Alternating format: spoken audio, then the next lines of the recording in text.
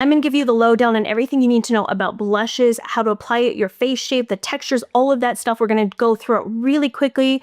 A lot of information, so let's go. Okay, so the first thing we need to do is identify your face shape. You cannot apply your blush the same way as everyone else. So even me, when I teach, I always apply it the same way because it works for my face shape. However, if you have a round face shape versus an oval, you need to apply your blush differently to flatter your exact features. So before I go into the 4 most common face shapes, I got them right here. Teacher Marlena is in session. I want you to tell me in the comments before I tell these and see if you're right at the end of the video, which face shape you think you have. First one we have is oval face. So if your face is slightly longer than it is wide, it's balanced proportions, it has very soft edges, not super harsh of a jawline, your forehead is a bit wider than the chin, and the jawline is soft and subtle, then you most likely have an oval face shape. My favorite celebrity examples that I have are Bella Hadid. She very much has an oval face shape. We also have Jessica Alba. She's a great example. And then we also have Beyonce. As you can see with each of these celebrities, their face is more of an oval. My face is kind of an oval. As I've gotten older, I'm starting to get a little bit heavier in hair, but overall I'm oval. So do you see how it's kind of taller? I've got kind of a tall forehead. My temple is a little bit wider than my jaw and my chin. So that tends to be the oval face shape. Next one we have is the round face shape. So if your face is very rounded and it's the same height as it is width, with softer features, a little bit fuller cheeks, and a rounded jawline with very soft kind of curved angles of the face, that's going to be a round face shape. So my favorite example of this is Selena Gomez. She's so stunning. I love her so much. So I have very specific makeup techniques, show you in a second, that work really great for round face shapes. The other one we have is Emma Stone. As you can see,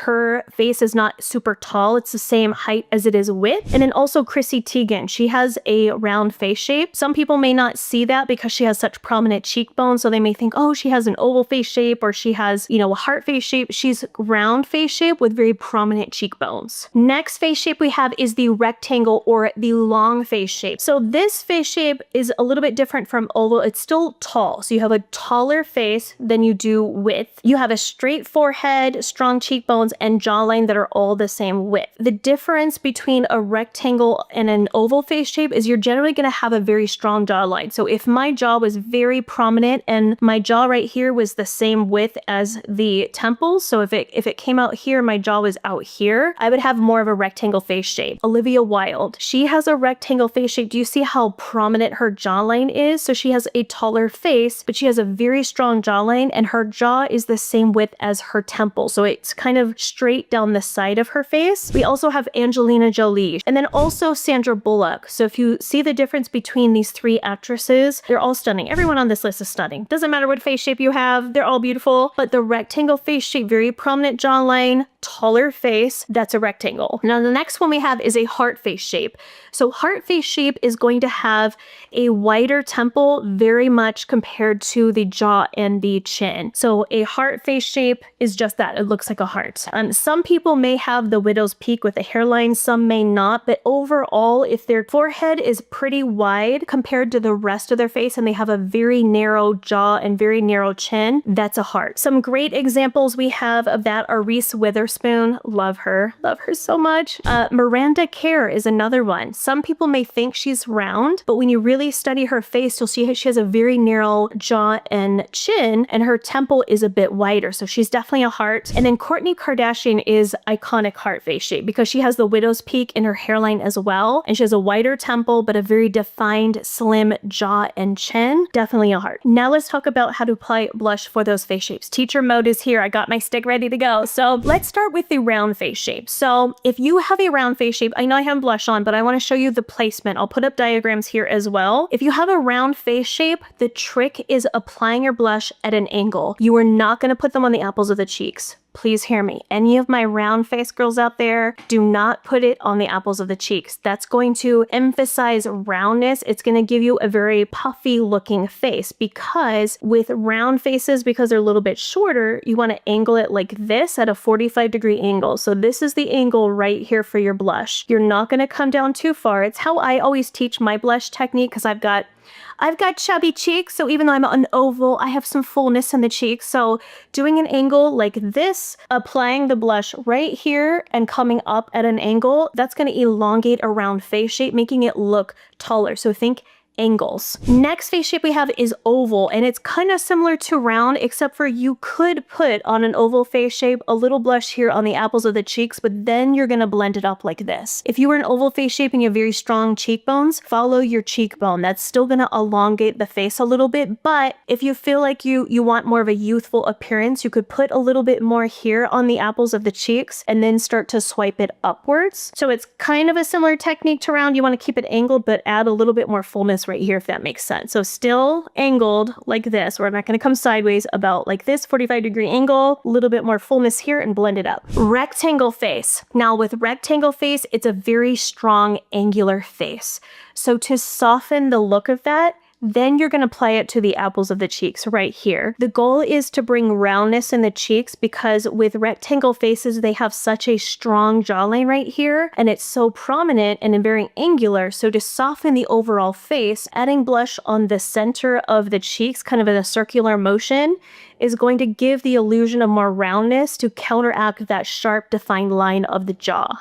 Now for the heart face shape, we're going to do what's called a draping technique. And if you are old enough to remember from the 80s, draping blush is a C shape right here.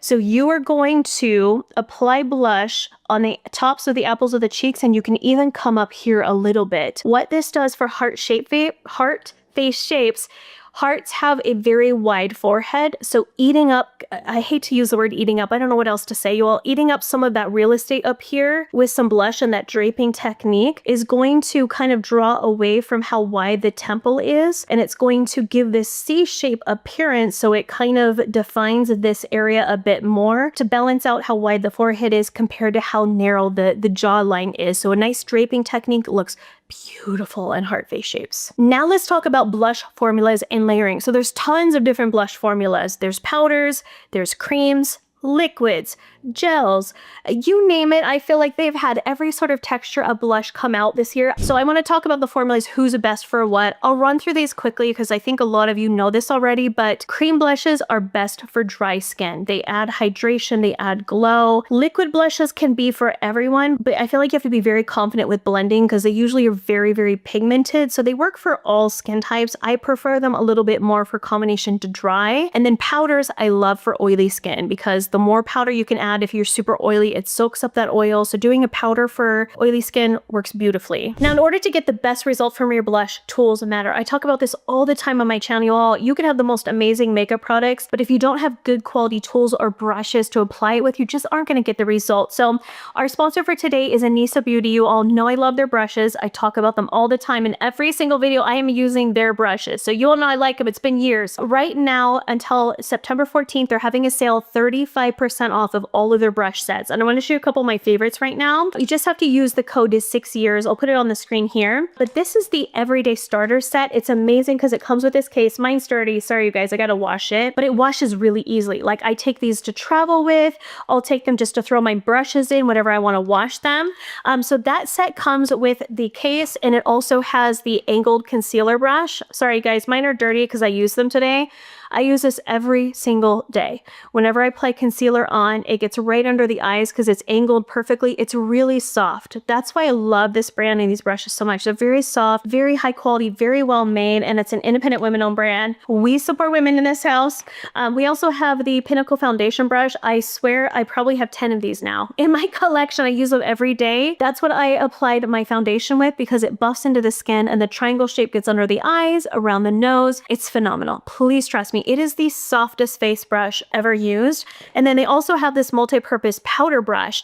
And if you are a type of person that you like just a quick run of powder, you want something very light, very soft, this is a great brush. It's angled. You can apply blush with it, bronzer, all sorts of things.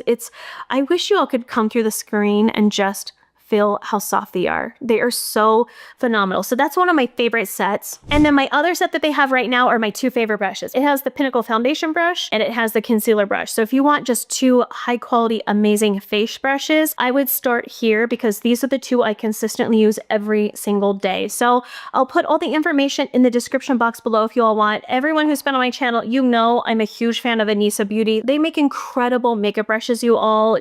I love them so much. I use them all the time. So So thank you so much, Anissa Beauty, for sponsoring today's video. 35% off all the sets until September 14th. With powder blushes, you're going to start with a brush that's not too dense, and try to find a formula that has some pigmentation but not a ton. You can always add more versus taking some off. I mean, you all know mostly how to apply powder blush, but I just want to show you. Just tap it on, and I did one layer already, so I'm just adding a second layer. And you can always add more, but don't go for something super pigmented, because then it's gonna be harder to blend out. But if for whatever reason you feel like it's too bright, you can take a brush that had your foundation on it. You can gently tap on top to kind of blend it in a little bit. And then for cream blushes, they come in pots and they also do the sticks. I really like this Haus Labs one. I like to apply creams with a brush also, so same type of brush, something that's not too dense, but has enough density that it's gonna pick up the color. So I like to swipe it on the brush, get a light layer of that, and then tap it on. And I picked up too much product, you all, but this is good. I'm gonna show you what to do to fix it. Same thing that we did earlier with that foundation brush. You can come in and start to blend it in. And do you see how it's giving me that glow?